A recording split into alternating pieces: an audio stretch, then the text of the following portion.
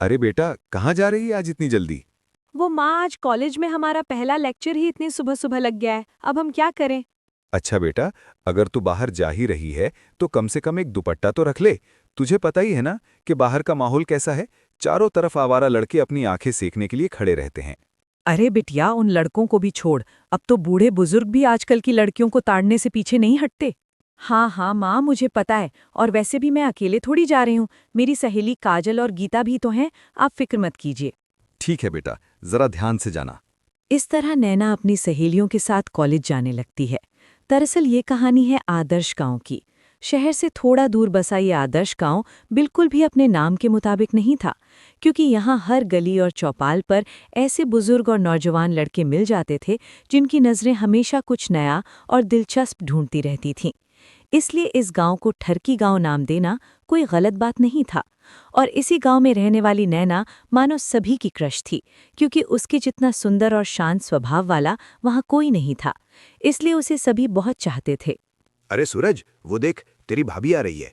अरे यार, थू है तेरे पर। तू कैसी बातें कर रहा है? हाँ, वो मेरी भाभी नहीं बल्कि तेरी भाभी है। तुझे तो पता ही है ना कि मैं नैना से कितना ज्यादा प्यार करता हूँ। अरे बस भी करो तुम दोनों। नैना से तो मैं ही प्यार करता हूँ।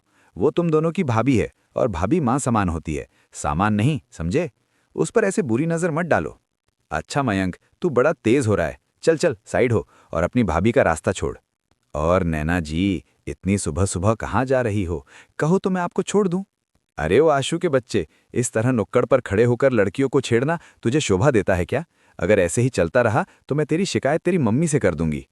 जा जा, जिससे शिकायत करना है जाकर कर दे। मैं किसी से नहीं डरता। मैं तो बस नैना जी से प्यार करता हूँ।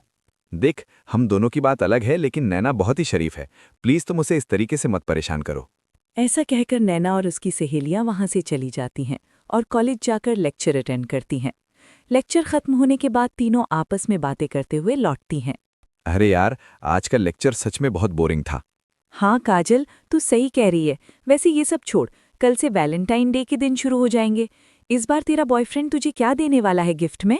कुछ नहीं यार, हमने इस बार डिसाइड किया है कि हम वैलेंटाइन डे के दिन कैंडल नाइट डिनर करेंगे। अरे वाह, सुनने में तो काफी अच्छा लग रहा है।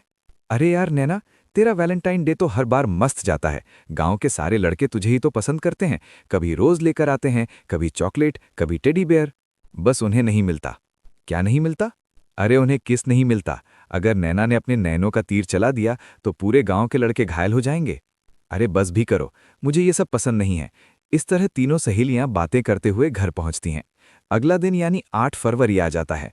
काजल, गीता, तुम बोलो ना कि नैना मेरा रोज एक्सेप्ट कर ले। मैं बहुत प्यार से लेकर आया हूं। तुझे किसने कहा रोज लेकर आने को? यहां पहले से ही कितने सारे रोज देकर जा चुके हैं। चल ठीक है, ये रोज हमें देकर तू यहां से उल्टे पैर लौट जा। इस तरह मयंक रोज देकर चला जाता है। अरे यार नैना, तेरे में ऐसी क्या बात है जो सारे लड़के तेरे लट्टू हैं? हमें देख, हमें तो कोई घास भी नहीं डालता। गीता, काजल, तुम भी ऐसे बोलोगी? मैं तो उन्हें कुछ बोलती भी नहीं हूं। अच्छा बाबा, ठीक है, अब जल्दी चलो, हम कॉलेज के लिए लेट हो रहे हैं। इस तरह रोज डे और प्रॉमिस डे निकल जाता है। अब आता है चॉकलेट डे। उस दिन गीता और काजल कॉलेज नहीं आती और नैना अकेले ही निकल जाती है। काजल, तुमने मेरे सवालों का जवाब नहीं दिया। खैर कोई बात नहीं, ये लो, मैं तुम्हारे लिए चॉकलेट लाया हूं। आज चॉकलेट डे है। आशू, तुम्हें पता है ना कि मैं ये नहीं ले सकती। मुझे ये सब पसंद नहीं है। नैना, मैं तुम्हें कोई जवाब देने को नहीं कह रहा, बस चॉकलेट लेने को कह रहा हूं। अगर तुमने नहीं ली तो मैं यहां से नहीं जाऊंगा। मजबूरी में नैना चॉकलेट ले लेती है। आगे बढ़ते ही पड़ोस में रहने वाला महेश, जो रिश्ते में उसका अंकल लगता था, उसे रोक लेता है। अरे नैना, आज तो तुम बहुत सुंदर लग रही हो। अंकल जी, आप यहाँ कैसे?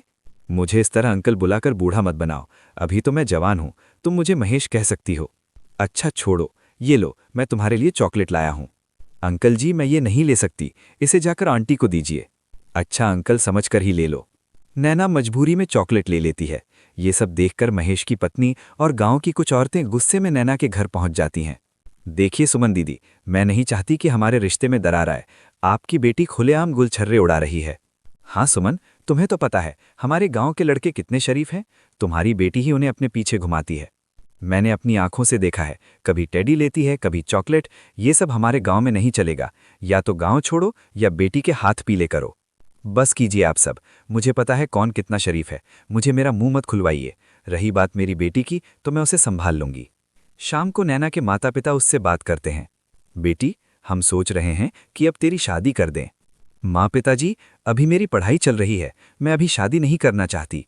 जमाना खराब है बेटी, शादी के बाद भी पढ़ सकती है तू।